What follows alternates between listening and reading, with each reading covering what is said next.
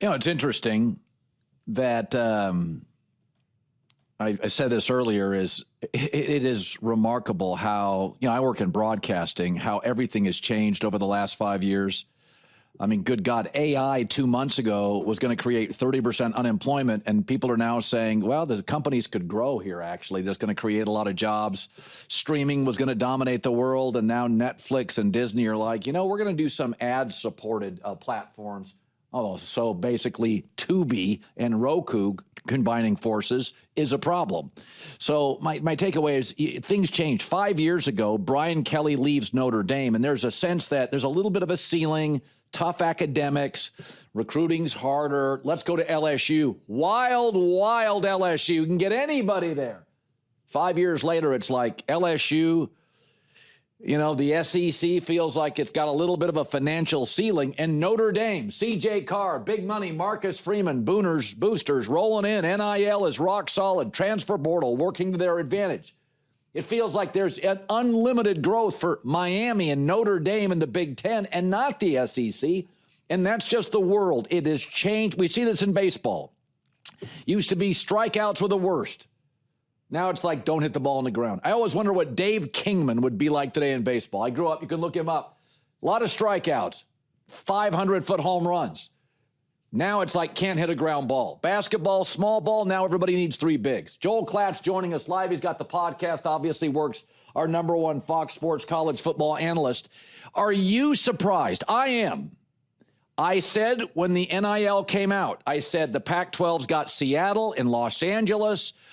Michigan's got a huge endowment. Ohio State's got big money. Even your small school, Northwestern, just got a $35 million grant for a $35 million check today from a booster for football. They've got a new stadium, and Northwestern's considered the little academic school in the North Burbs. It's like now they got big money in football. Are you surprised 5 years into the NIL that the Big Ten, Notre Dame, have grown, and the SEC, though talented, is not ruling the sport or close to it if you look at the last 2-year bowl records? I'm not that surprised. I think that, if you actually just look at the metrics and the numbers and look at what the Big Ten has done the last few years, it's actually pretty remarkable. Obviously, the 3 national titles, that's what everyone speaks to, but the playoff win-loss record in the last 3 years is 13-5. SEC 5-9. Head-to-head in the playoff, 4-0. Big Ten over the SEC. Some Obviously, blowouts. the last 3, it's some blowouts. And then you look at just bowl games last year. Bowl games, Big Ten 11-5, SEC 4-10, and in those 3 championships, this is also what I think is most startling. If you were an SEC fan, the most startling aspect of the last 3 championships is that you didn't participate at all. They weren't even in the national title game in any of those 3. Michigan beat Washington. Notre Dame lost to Ohio State. Miami, obviously, last year with Indiana. So the gap, and you started this as, am I surprised? And the dirty part of this answer is that now everyone's participating. Yeah. Right. And in the past, the SEC had the reputation, and certainly there were teams outside of the SEC. This was not limited to the SEC footprint by any means. But the SEC had a reputation for the way that they recruited and retained players. And now everyone's participating in that.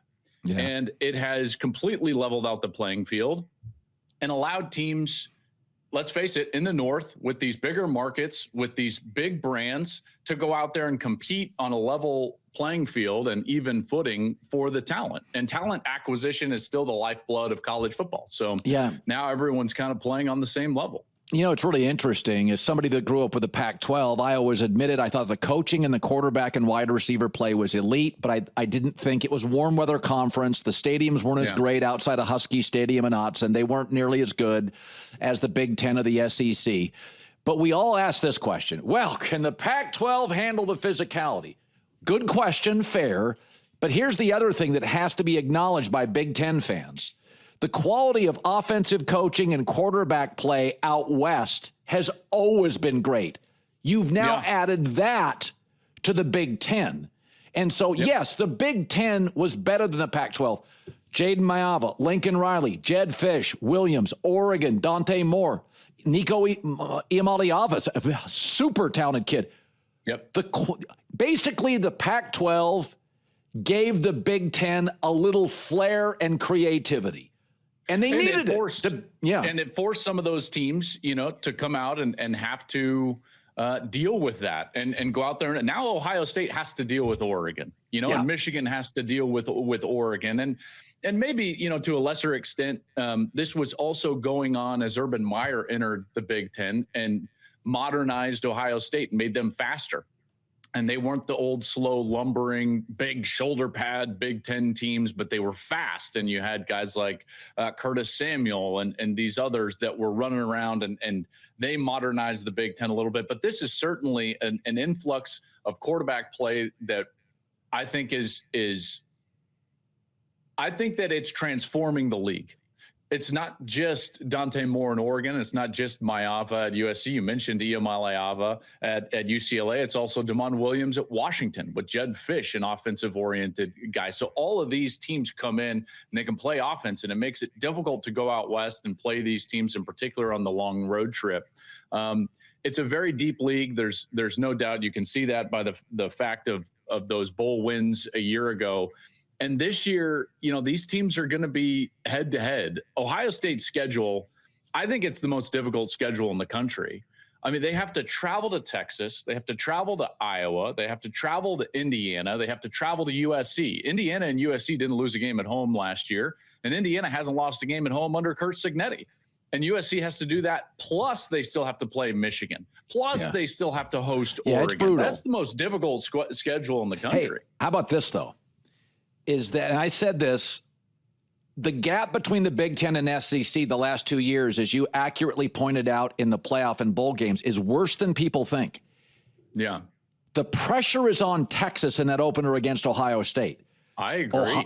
Listen, Texas may have the only road schedule that's as tough as Ohio State's. They lost the game. There's the Arch Manning factor. You're playing at home. If Ohio State goes down there and wins, that is a bad sign for Texas and a worse sign for the conference. Do you have a vibe about that opening game? Well, I think Texas is going to be very good. There's 7 teams that I think legitimately can win the national championship. I came out with my top 25, my preseason top 25, and everyone's like, well, man, you got Texas low. But here, the little secret behind my top 25 is like 1, A, B, C, D, E, and F is like 1 through 7. Yeah. Those top 7 teams, any of them can win the national championship.